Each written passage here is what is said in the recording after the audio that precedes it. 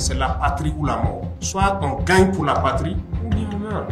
Mais nous allons vaincre. C'est ça le plus important. C'est toujours bien de parler à ceux de dehors avant de revenir en famille. C'est ce qu'il fallait faire. Et aussi, ce temps passé, c'était nécessaire pour qu'on puisse observer, que vous puissiez observer ce qui se passe. Et je pense que s'il y a des gens qui doivent véhiculer l'idéologie que nous voulons faire passer, c'est bien vous qui travaillez à la maison centrale. Et je pense que durant ces 15 mois, vous avez pu observer beaucoup de choses avec moi, dans l'administration, un peu partout. Vous avez pu observer l'évolution de la situation. Je pense qu'il était temps donc, en début de cette année, qu'on puisse se donner un nouveau départ pour l'institution, mais aussi pour le pays entier. Il y a une pratique qui se passe dans tous les ministères. On a remarqué ça. Lorsque vous demandez un travail, automatiquement, c'est un cabinet d'études externe. On donne au cabinet pour faire l'étude et c'est coûteux. Mais de vous à moi, vous savez très bien, la plupart du temps, le cabinet se retrouve être le cabinet soit du ministre ou de quelqu'un en tout cas dans le ministère. Est-ce qu'on se comprend? C'est du vol. Disons-le clairement, ce n'est pas bien. Vous êtes par exemple informaticien. On vous demande un travail dans ce domaine. C'est vous qui êtes censé le faire. Sinon, à défaut, il faut remonter vers des institutions, en tout cas étatiques, qui puissent vous aider à le faire. La première des choses que les gens font, c'est un dossier rapidement. On recrute un cabinet et on les donne. Et derrière lui-même, il part travailler. On a observé ça. Il fallait donc un long temps d'observation pour comprendre et confirmer les mauvaises habitudes des gens dans l'administration. On veut faire en sorte que certaines institutions telles que l'ANSAL puissent être ces cabinets-là. Là où ils seront limités, ils vont dire qu'ils ne peuvent pas, il faut qu'ils recrutent des experts dans tel domaine. Ils vont recruter et ils vont le faire. Mais la plupart des travaux qu'on essaie d'effectuer dans la plupart des ministères, il y a de la ressource à l'académie pour le faire. Donc, ça sera opérationnel cette année et très vite pour qu'on arrive à économiser un peu. On n'est pas contre, il y a beaucoup le privé est très développé. Donc, les cabinets privés peuvent servir aussi à faire des études pour beaucoup de structures privées. Mais il ne faut pas que dans l'administration, on recrute des compétences et à chaque fois qu'il y a un travail, il n'y a pas de compétences. Il faut repartir encore vers un cabinet. C'est du vol, c'est de la triche et on va mettre fin à ça. On a parlé des mots comme la corruption, mais ça continue. La lutte contre le terrorisme, oui, il y a des avancées, il y a beaucoup de choses, mais il faut que nous-mêmes reconnaissions qu'il y a un volet sur lequel il n'y a pas eu une lutte acharnée. C'est la corruption, c'est la lenteur administrative, en tout cas l'administration en général. Ce volet, il faut reconnaître que ça n'a pas marché. Mais pourquoi ça n'a pas marché? C'est parce qu'on s'était donné un temps pour sensibiliser, pour parler aux gens, pour que les gens comprennent. Tant dans l'armée que dans le civil, que les gens comprennent où est-ce qu'on part. Pourquoi il faut cesser telle habitude? Pas que les gens ne comprennent pas, ils font semblant et se disent qu'on ne prendra jamais des mesures. Aujourd'hui, il y a tellement de lois qui ont été votées pour protéger les travailleurs. C'est très bien. Mais chacun devrait faire la mission pour laquelle il a été recruté. Mais les gens ne font pas la mission. Voilà, pendant que des gens ont des salaires de 3 millions, de combien de millions dans ce pays, il y en a qui n'arrivent même pas à se payer un repas. Vous trouvez ça normal? Ah non. Moi, je suis opposé à ça. Il faut qu'on change les choses. Soit on change, ou bien écoutez, on reste esclave à jamais. On est là pour changer les choses. On a pris le temps d'observer, de sensibiliser, de parler. Comme beaucoup de gens ne comprennent pas, en fin d'année, donc, j'ai annoncé que ça sera ferme, la lutte contre la corruption va démarrer. Eh bien, ça démarre. Le conseil de discipline et autres, c'était mort. On a adopté des textes pour que les gens puissent sanctionner ceux-là qui ne veulent pas travailler. Mais rien, personne ne veut sanctionner. Si moi je le sanctionne, on peut le licencier, ça sera de ma faute. Écoutez, il y a ce genre d'émotions-là, ça ne doit plus exister. Nous sommes un pays en guerre et on doit bien gérer les ressources. Et quand on dit gérer les ressources, ce n'est pas les ressources financières seulement, les ressources humaines aussi. Dans notre émotion, on n'arrive même pas à faire quoi que ce soit. On n'arrive pas à sanctionner quelqu'un. Il y a des gens qui sont de gros travailleurs dans notre administration. Et vous les connaissez. Ils viennent très tôt. Tant qu'ils ne finissent pas leur mission, ils ne rentrent pas à la maison. Ils n'ont jamais demandé de payer une heure supplémentaire. Ils sont nombreux ceux-là qui viennent, qui repartent jusqu'à la nuit, qui font le travail. Mais en réalité, ils font le travail de certains paresseux et de certains fainéants qui viennent et à 10 heures, ils sont donc dans des maquis ou bien ils sont au porc au four. Ils ne veulent pas travailler. C'est la réalité et vous les connaissez. Et d'autres sont obligés de faire leur travail. Mais pourquoi ces gens-là, on ne les sanctionne pas? Tous ceux qu'on va prendre dans les situations d'absence chronique dans les administrations et qui ne sont pas sanctionnés, la personne sera licenciée. Le directeur qui était censé le sanctionner là sera probablement licencié aussi, sinon puni. On ne peut pas continuer comme ça. L'esclavage existe dans nos administrations. On vous a recruté pour faire un travail. Vous vous retrouvez assis au bureau, un commerçant ou un pauvre paysan vient pour un papier. Vous le voyez, certains sont tellement orgueilleux, gonflés, c'est de l'esclavage. Il ne fait pas d'abord son travail, il le crie dessus. Il cherche les gens de leur bureau. Si tu quittes mon bureau. Et souvent, il les cherche. Les gars sortent, ils tournent. Il ne fait pas le travail, il se lève, il part faire. Ces gens-là existent dans l'administration. On le dit publiquement haut et fort. 15 mois à s'observer, c'est trop. Si on t'a recruté d'être dans une administration pour faire un service, tu le fais. Tu n'as pas à esclavagiser des Burkinabés. On vient pour faire un papier. Le gars vient souvent, il ne comprend même pas français. Souvent, il ne connaît même pas le nom du papier. Tu as été recruté pour faire ça. Tu l'expliques clairement et tu lui dis tout ce qu'il y a. Il rentre dans son bureau, il est assis. Oui, toi, tu veux quoi? Les gars commencent à parler comme ça. Et si tu ne sais pas ce que tu veux là, quitte mon bureau. Nous avons des films comme ça. Ouais. Et il finit par chercher le pauvre commerçant ou le pauvre paysan, quitte son bureau. Il fait ce qu'il veut sur son ordinateur. Et puis, dans peu de temps, il se lève, prend son téléphone, il a quitté le bureau. Il n'est plus là. 11h, vous revenez, son bureau est vide. Et c'est jusqu'au lendemain. Ce sont ces gens qui font que d'autres sont là, ils sont obligés de travailler jusqu'à la nuit. Parce qu'ils sont obligés de faire tout leur travail. Ils accumulent les dossiers dans les casiers, ils ne travaillent pas. Et à un moment donné, oui, que si on veut que ça soit épuré, il faut faire opération casier vide. Et dans ça, ils réclament des primes encore pour pouvoir le faire. Vous êtes recruté pour quoi? Vous voyez l'esprit là. D'autres sont recrutés pour faire un travail, ils ne veulent pas faire le travail, ils veulent qu'on leur donne d'autres primes supplémentaires pour pouvoir faire le même travail. Si vous ne pouvez pas vous quitter, il y a beaucoup de jeunes gens qui attendent, ils vont venir vous remplacer. Et on va continuer. Il y a des pratiques qui doivent cesser. Et je pense que vous êtes les mieux placés pour véhiculer ces messages-là. Et j'espère qu'il n'y a pas ça chez vous ici. Ah, s'il y en a, on va taper.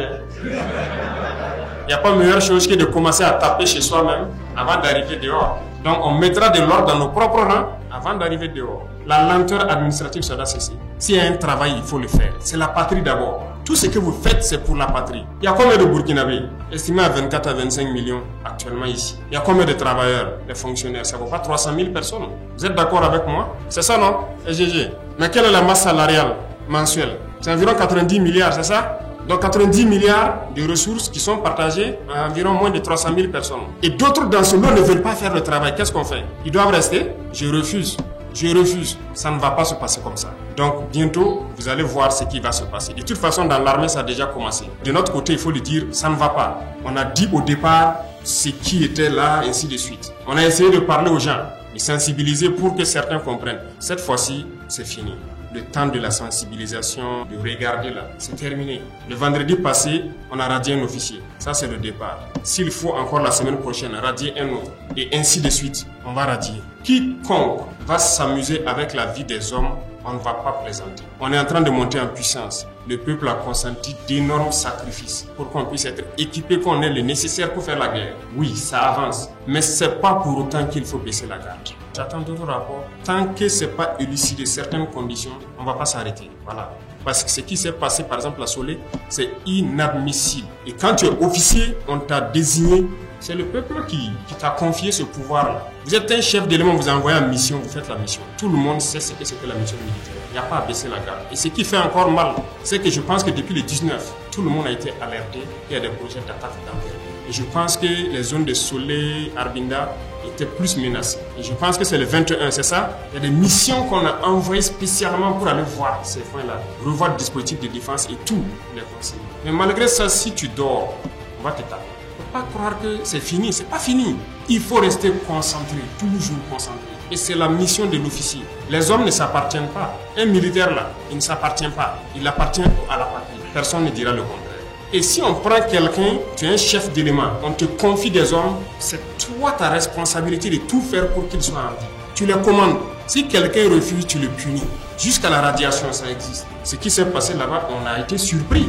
Du moment même que le matin à Gorgadi, on dit qu'il y a une attaque, tout le monde se met en alerte. Mais 3 heures plus tard, à 9 heures, on vient encore attaquer. Non, c'est impossible. Il est temps que la révolution, là, ça marche. On ne peut pas vouloir se développer dans ça. En voulant feinter, déplacer les problèmes. Non, il faut affronter les problèmes et les résoudre. Voilà pourquoi les gens affrontent actuellement le terrorisme et combattent. Donc dans l'administration, chacun aussi doit affronter tout ce qui est problème et résoudre. On ne va pas avoir froid aux yeux. On fera ce qui est bien pour le peuple là. Et que tout le monde puisse vivre dignement. Que chacun se mette au sérieux. Et ça commence par vous, travailleurs de la présidence. Vous devez montrer le bon exemple. Vous devez pouvoir véhiculer l'idéologie. Il faut qu'on arrive à équilibrer la balance. l'autosuffisance alimentaire. Ce qui va nécessairement faire baisser le coût des denrées. Même si vous touchez 100 000 francs, si le sac de riz a baissé, ainsi de suite, tu peux nourrir ta famille. C'est lorsque vous avez un bas salaire et que le coût de la vie est élevé qu'il y a un problème. Donc c'est ce combat que nous essayons de mener actuellement pour que tout le monde puisse avoir à manger. Et aussi, ce qui va en parallèle avec, comme on l'a dit la dernière fois, c'est de tout faire pour arrêter les importations. On va importer que ce qui est nécessaire. Et je pense que c'est dans ce sens que l'APEC a été créée, pour qu'on puisse s'industrialiser un peu. Il y a beaucoup de volets qui seront pris en compte là-bas. Pour mettre, il y a des usines qui ne coûtent vraiment pas grand-chose. On peut le faire. On trouvera toutes les formules possibles pour pouvoir s'industrialiser et éviter que nos devises ressortent. Parce que nous ne sommes pas pauvres. Mais tout ce qui ressort de notre sol repart dehors pour payer à manger. 7500 agents de la fonction publique qu'on veut recruter. D'abord, pourquoi il faut recruter? Est-ce qu'on a fait vraiment le point? Les GRH doivent ouvrir l'œil. Parce que je sais que les premiers marteaux, ça va commencer par eux. C'est sérieux. Les gens ne maîtrisent pas les effectifs. Et sciemment fait. Partez dans les ministères, vous demandez les effectifs et la position, on ne peut pas vous donner. Voilà la situation au Burkina Faso. On veut recruter. On ne nous amène même pas combien partent à la retraite, combien peut-être ont démissionné, ou peut-être des cas de décès. Il faut ces statistiques-là pour exprimer le besoin. Maintenant, chacun est assis de façon mécanique, il reconduit seulement. Il reconduit. Ils auront un délai. S'ils n'ont pas pu le faire, ça veut dire qu'ils sont incompétents pour faire leur travail. Oui, vous êtes dans les quartiers, dites-moi. Combien de fonctionnaires vous connaissez sont couchés chez eux? 24 sur 24, ils sont à la maison, ils font ce qu'ils veulent. Parce qu'au bureau, ils sont 2, 3, 4 dans le même bureau. Et ils se relèvent. Et même ça, le travail n'avance pas. C'est pas bien. Mais ça, c'est le travail des RH. Il faut qu'on maîtrise les effectifs, qu'on sache pourquoi on doit recruter. Parce que la fonction publique, beaucoup de gens ont compris peut-être les paresseux dont je parle là. C'est comme une assurance vie. Une fois que tu rentres, on ne peut plus rien te faire. Voilà, tu peux faire ce que tu veux et voilà, jusqu'à la retraite, c'est assuré. C'est fini, désormais il n'y aura plus ça. Et on va même voir la formule pour trouver un décret pour les citoyens lambda. Si tu gagnes à prendre quelqu'un dans la corruption ou même dans des mauvais comportements, tu as une prime. J'ai déjà donné les instructions pour faire ce décret-là. Et ça va passer. C'est ça, non? Si tu as la preuve que le gars-là, il est absent, on demande des justificatifs, il n'y a pas de justificatif, ça cache, ça se paye. Si tu as la preuve qu'il a fait la corruption, tu viens. Donc on va instituer une prime pour ça. Donc l'instruction a été donnée de faire ce décret-là. Ça sera comme ça. Dans le monde, il y a des exemples. Les gens sont passés par là pour lutter contre les mauvaises pratiques, contre la corruption. Pourquoi tout le monde va venir dans la fonction publique? Voilà l'autre partie de la réflexion. Après le pourquoi recruter, pourquoi tout le monde vient dans la fonction publique? Je pense qu'on peut créer beaucoup d'emplois sans forcément être dans la fonction publique. Aujourd'hui, comme je vous dis, nous, on paye tout de l'extérieur. Mais Dieu nous a fait un cadeau. Le Burkina, là, c'est une bénédiction. Il y a tout ici. Tout marche. Mais il y a d'autres secteurs. Il faut qu'on oriente les jeunes vers ces secteurs-là. Pour recruter les 7500 agents, rien que pour le concours, on dépense plus de 4 milliards. Ça, c'est pour faire le concours. Hein. Et ces 7500 agents, la masse salariale annuelle, là, c'est 22 milliards et quelques. Est-ce qu'avec ça, 22 milliards et 4 milliards dans l'année-là, vous pensez qu'on ne peut pas créer de l'emploi pour plus de 20 000 personnes? Les emplois pérennes. Il faut qu'on arrive à rationaliser nos finances là. Ça ne peut pas se passer comme ça. On va subventionner beaucoup de cultures. On va organiser les filières là et les aider comme on peut. Parce que nous avons de braves paysans au Burkina. On n'a pas de paresseux, hein. On a de gros travailleurs au Burkina. L'initiative qu'on a lancée, moi j'ai suivi tout de bout en bout. Jusqu'actuellement, ils sont en train de récolter le riz, mais on a de braves paysans. Il les suffisait d'un peu d'aide. On était parti sur 11 000 hectares. On en a à 15 000 hectares. C'est un échantillon. La plupart des bas-fonds où les gens sont partis, on me renvoie les films que je suis quand ils interactent avec les paysans. Vous allez les trouver, ils ont des bassins de 50 hectares. Mais du fait de la pauvreté, ils ne peuvent que cultiver 1 ou 2 hectares. Qu'est-ce qu'on a fait? On a trouvé de l'argent. On laboure tout, les 50 hectares gratuitement. On vous donne les intrants et on vous donne les semences améliorées que nos chercheurs ont produit. C'est les chercheurs burkinabés, toutes les semences qui ont été données, c'est eux qui ont produit. Une fois que les paysans ont eu ça, mais ils ont fait un travail incroyable. Les résultats sont largement au-delà de ce que vous attendiez. Que ce soit le riz ou le maïs que moi en tout cas je mange, c'est ce que j'ai cultivé. Ça vient de la terre du Burkina et je ne vais plus manger de riz importé. Ça c'est fini. Et les gens sont en train de récolter actuellement. Les paysans sont dépassés. Ils disent qu'ils n'ont jamais vu ça parce qu'actuellement, ils vont manger à leur faim, tous ceux qui ont pu bénéficier de ce programme. Ils pourront payer l'école de leurs enfants. En tout cas, ils ne vont plus tendre la main aux autres. Parce qu'au Burkina, le système c'est quoi? Quand quelqu'un est fonctionnaire dans une famille, c'est lui qui gère toute la famille. Mais pour qu'on n'inverse pas le système, que le salaire de fonctionnaire soit pour lui, Il faut que les villageois aient à manger. S'il n'a pas à manger, il va venir vers vous. Mais souvent, on est là, c'est ça qu'on met comme argument. Ah non, derrière un fonctionnaire, c'est plusieurs personnes qui sont là. Hein. Nous, on veut casser avec cet outil. Il n'y a plus personne derrière lui, c'est sa famille. Il faut qu'on trouve du travail aux paysans aussi. Donc, actuellement, la tendance, c'est de tout faire pour que les paysans soient indépendants financièrement. L'initiative a donné un coup de pouce, on a vu, c'était une expérience. L'offensive est lancée actuellement dans la campagne sèche, parce que l'offensive était prévue derrière la campagne humide, mais on a tout fait pour commencer en campagne sèche. Déjà, ça promet très bien. Si ça prend comme on le souhaite, c'est fini. Les producteurs sémenciers, nous avons les meilleurs producteurs sémenciers d'Afrique. Vous ne saviez pas peut-être, hein? Moi aussi je l'ai appris, je les ai rencontrés, qui vendent partout en Afrique les semences, les Burkinabés. Beaucoup de gens ne les connaissent pas. Ils produisent ici et ils vendent un peu partout en Afrique. C'est eux qui ont produit les semences qui sont en train d'être utilisées actuellement. Ça veut dire qu'on a du potentiel. Il y en a, il faut les valoriser, c'est tout. Il faut donner à travailler à la jeunesse. Et je ne pense pas que c'est dans la fonction publique forcément. C'est un débat qui va se mener et il faut de la communication pour sensibiliser. Et à nous de pouvoir créer les emplois nécessaires pour que les jeunes puissent s'épanouir. Mais tout le monde est là, c'est juste la fonction publique. Non, il faut qu'on change la donne. Il y a beaucoup de secteurs d'activité. Donc en pensant aux plus démunis, ça nous amène à changer la conception des choses. Le monde paysan qui souffre beaucoup, le combat est orienté vers eux. Aujourd'hui, nous sommes en train de creuser plein de forages à grand diamètre pour qu'ils puissent cultiver et travailler toute l'année au lieu que ça se limite à la saison pluvieuse. Il y a un programme de 136 forages à haut débit. Donc, les réalisations ont commencé. Je pense que plusieurs forages ont déjà vu le jour. Et ça va continuer pour que nos paysans puissent travailler. Et je pense que c'est ça le plus important. Et chacun d'entre vous, quand vous êtes dans votre bureau, il faut toujours penser à ces pauvres paysans-là. Il faut qu'ils arrivent à vivre dignement pour que vous n'ayez pas chaque fois, à chaque fin du mois, penser à envoyer quelque chose là-bas. C'est eux-mêmes qui vont vous envoyer des poulets, des vivres pour vous soutenir. Parce que normalement, la richesse est au village. Mais le système a fait que c'est inversé. Actuellement, on a acquis des missiles beaucoup plus puissants. C'est ce qui a été expérimenté à Djibo. Que ces missiles étaient beaucoup plus puissants que les autres qu'on utilise. On en a acquis 2, 3, 5, 10 fois plus puissants. Et il y en a qui continuent de venir. On dit on commence le développement de la guerre parce qu'en réalité, l'équipement terrestre, là, c'est maintenant que ça vient. C'est au cours de l'année, là, beaucoup d'équipements vont venir pour la protection et pour la manœuvre. Donc la puissance de feu va s'accroître considérablement au cours de l'année. Donc les cotisations que vous voyez, rien que les petits missiles, ça ne suffit pas. Mais comment on fait pour payer les VDP? Comment on fait pour les équiper? Comment on fait pour équiper le reste de l'armée? Est-ce que vous savez? Mais c'est les ressources du pays. Ça veut dire qu'il y a eu quand même une gestion rigoureuse des ressources. Sinon, nous aussi, on pouvait aller créer des comptes offshore, transférer les milliards là-bas et puis dire qu'on fait la guerre. Mais non, on a voulu tout faire dans la guerre. Le pays était capable de faire la guerre. Ça a été mal géré. Ça, il faut le dire clairement. Et qui le veut, on va le démontrer. Rien que le matériel de protection et les armes individuelles, c'est pas du jeu. Et tout ça, ça a été payé, non? Toutes les armes qui opèrent aujourd'hui ont été payées par l'argent du contribuable. C'est dans la gestion qu'on a pu le payer. On concentre tout, on optimise et ça peut faire la guerre. Je pense que c'est un sacrifice qui n'est pas de trop. Il faut que notre niveau de la puissance de feu arrive à un certain niveau, de sorte qu'il n'y ait plus match et qu'on reste concentré. Donc c'est ce qui a mené à un certain nombre de mesures qu'on a prises parce que voilà, la guerre va passer à un autre niveau encore. Le développement a commencé maintenant. On va se mettre au sérieux, ce qui veut dire que tout le monde doit rester concentré. Beaucoup d'autres combats seront menés.